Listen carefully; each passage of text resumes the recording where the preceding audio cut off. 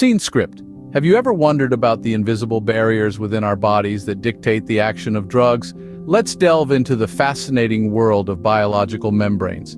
Picture a city with countless houses, offices, and factories. Now imagine the walls of these buildings. They provide structure, keep out unwanted elements, and allow the necessary ones in. This is essentially the role that biological membranes play within the cells of our bodies. They are the walls of our cellular city. At the heart of these membranes is the lipid bilayer, a two-layered assembly of lipids that forms a barrier. It's a bit like a sandwich, with the bread being hydrophilic or water-loving, and the filling being hydrophobic or water-fearing. This unique structure allows certain substances to pass through while keeping others out. Now let's talk about the role of proteins. Proteins embedded within the lipid bilayer serve as gatekeepers, allowing specific molecules to pass through the membrane. Some of these proteins form channels, others act as transporters, moving substances across the membrane. But what does all this have to do with drugs? Well, for a drug to work, it must first navigate this complex landscape of membranes. The physicochemical properties of a drug, such as its solubility and partition coefficient, can affect how it interacts with the membrane. For instance, drugs that are soluble in lipids can pass directly through the lipid bilayer. On the other hand, drugs that are water-soluble may require help from those protein gatekeepers we talked about earlier. Furthermore, the stereochemical aspects of a drug, that is, the arrangement of its atoms in space, can also influence its interaction with the membrane. A drug's stereochemistry can affect its ability to bind to its target, which in turn can impact how effective the drug is. As we see, these microscopic barriers play a massive role in our body's functioning, acting as gatekeepers for substances, including drugs. Next, we explore how certain properties of drugs affect their behavior within our bodies. Let's dive into the physicochemical properties of drugs, starting with solubility. Solubility refers to a drug's ability to dissolve in a particular solvent. It's a key property because a drug needs to be soluble in body fluids to be absorbed and distributed to the site of action. For instance, water-soluble drugs dissolve easily in the body's water-based fluids, but they may struggle to pass through the lipid-rich cell membranes. On the other hand, lipid-soluble drugs can cross cell membranes more easily, but might not dissolve as readily in body fluids. Next is the partition coefficient. This is the ratio of the solubility of the drug in two immiscible solvents, usually water and an organic solvent. A higher partition coefficient indicates a higher lipid solubility, which enhances the drug's ability to cross cell membranes. However, if a drug is too lipid soluble, it may accumulate in fat tissues, delaying its elimination from the body. The Ferguson principle adds another layer to this discussion. It states that the absorption and distribution of a drug are determined by its solubility and the pH of its environment. In simple terms, a drug is more likely to be absorbed in a region where it is more soluble. So, if a drug is more soluble in acid, it will be better absorbed in the acidic environment of the stomach. Lastly, let's talk about the stereochemical aspects of drug action. Stereochemistry refers to the three-dimensional arrangement of atoms in a molecule. The orientation of these atoms can dramatically affect how a drug interacts with its target. Some drugs may have multiple stereoisomers, or versions with different atom arrangements, each of which can have different effects. A classic example is thalidomide, whose one isomer was a sedative, while the other caused severe birth defects. Thus, the physicochemical properties of drugs can significantly impact their efficacy and action in our body.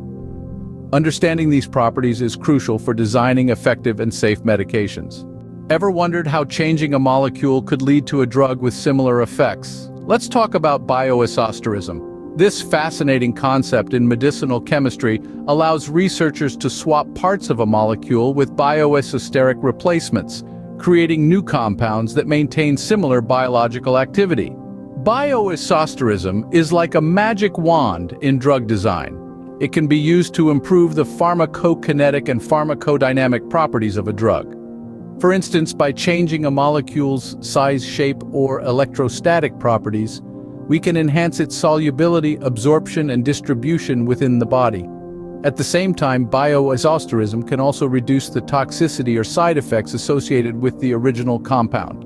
It's a bit like baking a cake. Replace a few ingredients, and you can end up with a similar taste, but with fewer calories. Bioisosterism, thereby, is a crucial tool in the creation of effective and safer drugs. Once a drug enters the body, how does it reach its target? Let's explore the journey of drug absorption and distribution. The first stop on this journey is the process of absorption. This is where the drug, having entered the body, is transferred from its site of administration into the bloodstream. The speed and efficiency of this process can be influenced by many factors, including the drug's formulation, the route of administration, and the patient's physiology. For instance, a drug delivered intravenously will bypass absorption in the gut, entering the bloodstream directly. Once in the bloodstream, the drug embarks on the next phase of its journey, distribution. This is where the drug travels throughout the body, reaching its intended target sites. The body's circulatory system plays a critical role in this process, shuttling the drug to where it needs to go. However, not all parts of the body are equally accessible. Some areas, like the central nervous system, are protected by barriers that can make drug delivery more challenging. Now, the drug has reached its target site and performed its intended function. What happens next? The body begins the processes of metabolism and elimination. Metabolism transforms the drug into more easily excretable forms, often through the action of enzymes in the liver. The kidneys then play a key role in elimination, filtering out these metabolized drugs and removing them from the body through urine. It's important to note that not all drugs are eliminated immediately post their function. Some may remain in the body for extended periods, stored in tissues or bound to proteins. These drugs can have residual effects, contributing to the overall impact of medication on the body. This journey from absorption to elimination is a complex dance, choreographed by the body's intricate systems. Each step is critical to ensuring that drugs reach their target sites, perform their intended functions, and are safely eliminated from the body post their function. The body's intricate systems ensure that drugs reach their target sites and are safely eliminated post their function. Let's now look at two critical aspects of drug action: protein binding and the blood-brain barrier. Firstly, protein binding. It's a bit like a dance between molecules. Drugs, in their journey through the body, often bind to proteins, and this binding can significantly impact their efficacy.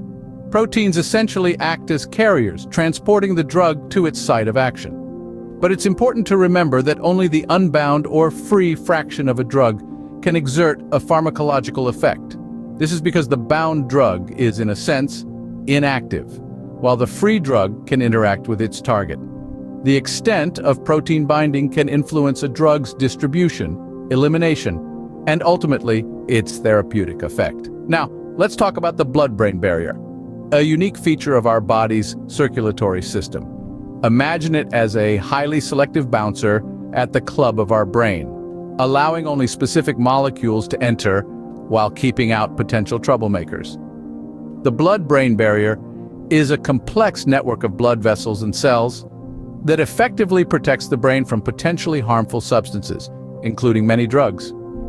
Designing drugs that can cross this barrier is a significant challenge in the development of treatments for central nervous system disorders.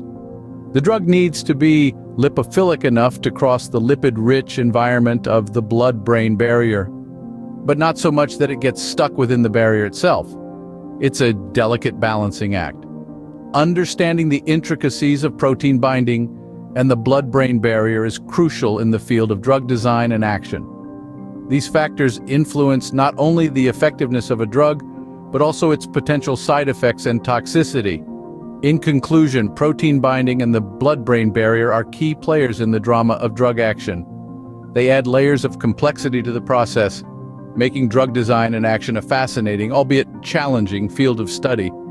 These are just two of the many factors that need to be considered when designing effective drugs. So, we've journeyed through the intricate world of drug design and action. We've dissected the structure of biological membranes and how they serve as the gatekeepers of our cells. We've delved into the physicochemical properties that influence drug action, understanding the roles of solubility, partition coefficient, and the Ferguson principle. We've looked at bioisosterism, a strategy in medicinal chemistry that allows us to modify drugs while maintaining their effectiveness. We've also explored the stereochemical aspects of drug action, unveiling the critical role of three-dimensional structure in drug design. We've journeyed through the body, following the path of drug absorption, distribution, metabolism, and elimination. We've discovered the importance of protein binding and the blood-brain barrier in determining where drugs go and how they act in our bodies. Subscribe for more because you won't find me later. Join us as we continue to explore the fascinating world of pharmacology.